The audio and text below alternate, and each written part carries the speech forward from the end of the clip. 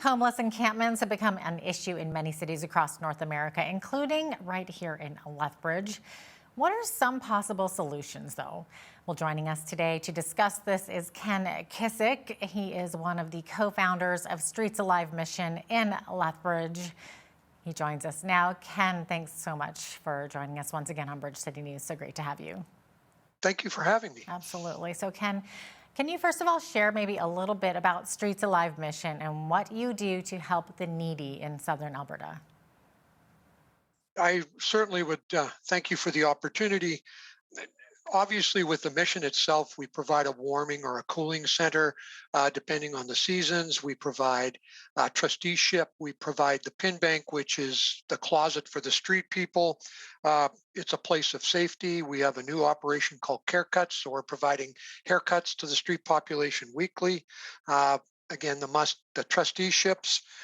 We also provide a water. There's a water station, a bathroom, a telephone Wow. for them to use. Yeah. Um, we also have our repurpose center, which is providing for those that are wanting to rehouse the agencies.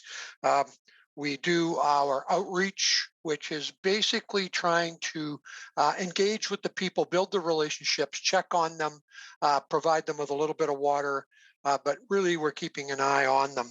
Um, and then obviously we have our recovery programs, Exodus and Genesis for men and women, for those who actually want to get away from the addiction cycle and come out. So uh, that's a broad picture of what we do. Uh, Such we look, important work that you do. it is. Yeah. And so, uh, we probably deal with about 100 people a day. So Oh, that's incredible. Okay, so we're talking about homeless encampments, but maybe before we get into that, you have a fundraising golf tournament coming up. So maybe let's talk a little bit about that. We'll give you a plug there. just quickly, we have our annual Streets Alive golf tournament in support of our Exodus Men's program. It happens this Friday at Land O'Lakes. Uh, I was told this morning we have room for three more foursomes, but you would need to call today before they fill up. Uh, and we're very excited about the tournament.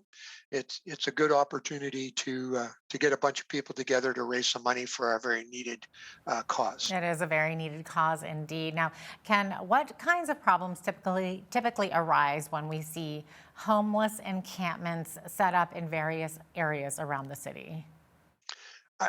I, I think one of the things to remember is that uh, this year encampments seem to be on the increase, and they are. But Hmm. really, that's a big community problem. And one of the things that we fail to realize with Lethbridge, we talk about the city of 100,000 people, but really our business draws 400,000 people.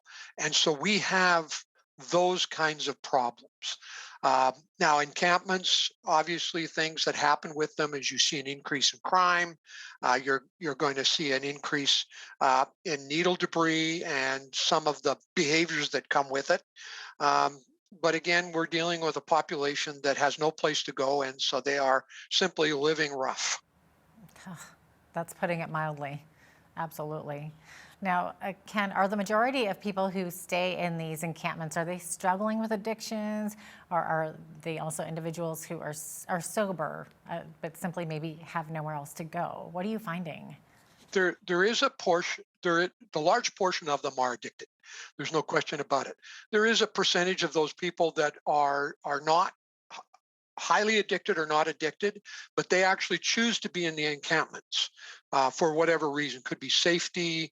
Um, they may, whatever it is. There might be some mental health issues, those kinds of things. So it's not that they don't have a place to go; they choose not to go. Hmm.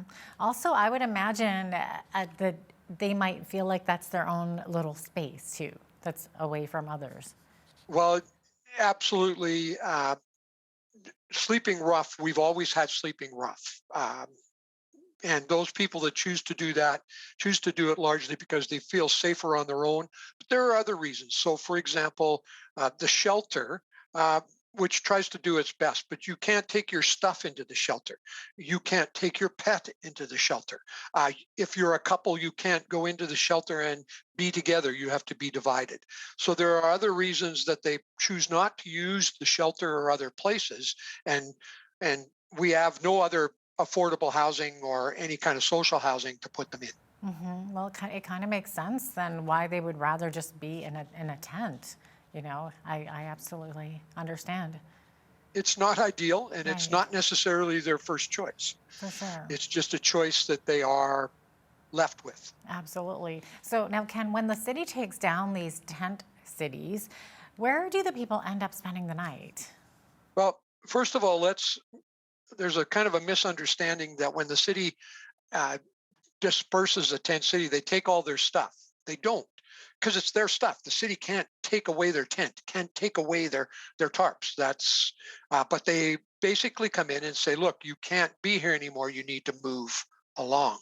And so the people just disperse and set up in other locations. Um, they'll go. And so if you're driving down the corridor, you will see two or three currently on the hillside on the exit coming up onto Stafford Drive. There are some in the Kinsman Park off of 4th Street now. So they just spread out. They're obviously back at Civic Center, and they will congregate more and more um, as they begin to trust one another. But yeah, they don't go away. They're they just relocate. For sure. So, what are the solutions to this then, Ken? Some are advocating for the city to set up temporary shelters on city land. So, what do you see as being some of the pros and cons of this? Well, it's unfortunate that the end solution needs step to get there. There are the pros to having a location where they can go to are that generally then you will have that at rough population kind of in one area. So for uh, monitoring them and working with them, it's a little easier than we have now where we've got to go to 6 or 7 different sites.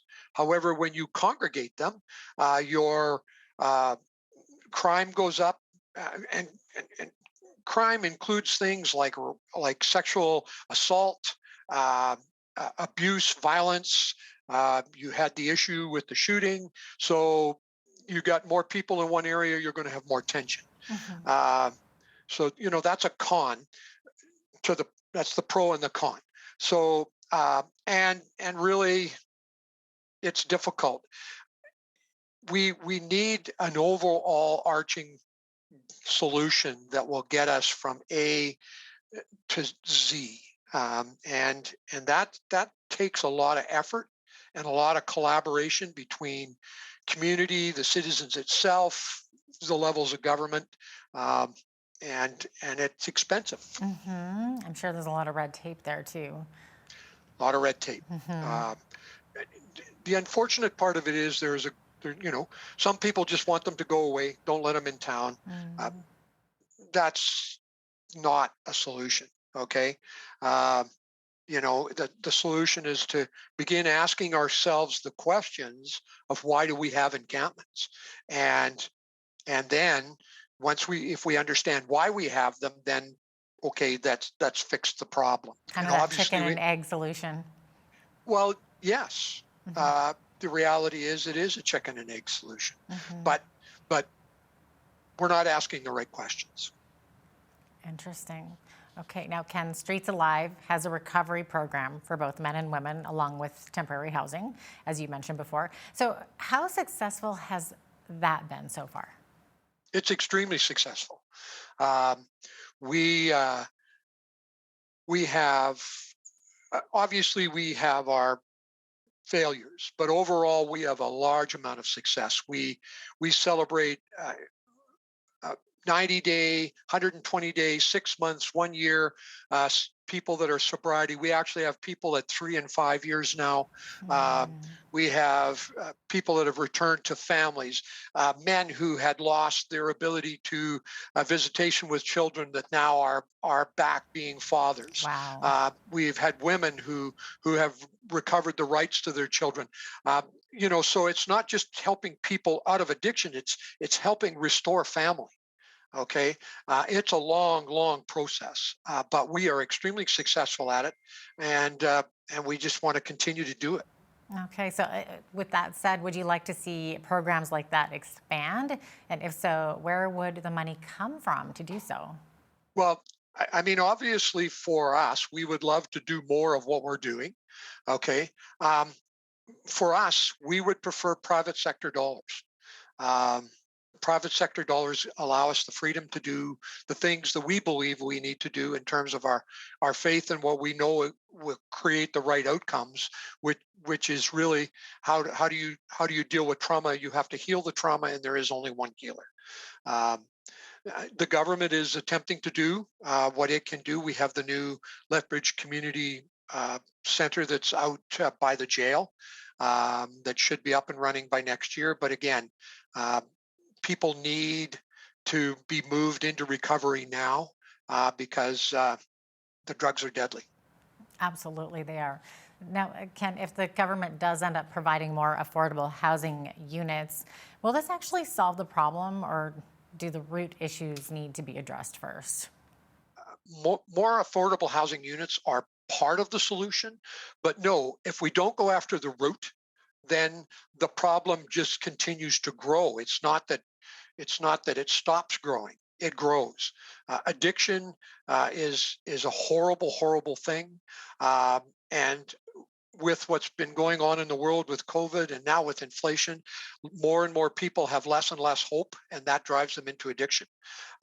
So yes, we do need more affordable housing, but we also need the pillar where we're actually treating the problem. Yeah, yeah, like you were mentioning before with the chicken and the egg, absolutely. So, yeah, to what degree have you found that mental health issues play a role in homelessness? This is another chicken and an egg thing, um, because what came first, the mental health problem or the addiction? A lot of addicts have mental health issues, uh, and so it's kind of a twofold thing. But uh, certainly, whether it's whether the root for an individual is mental health or whether the root for an individual is an addiction, we still have to treat that root. Uh, Most addictions are based in trauma of one form or another.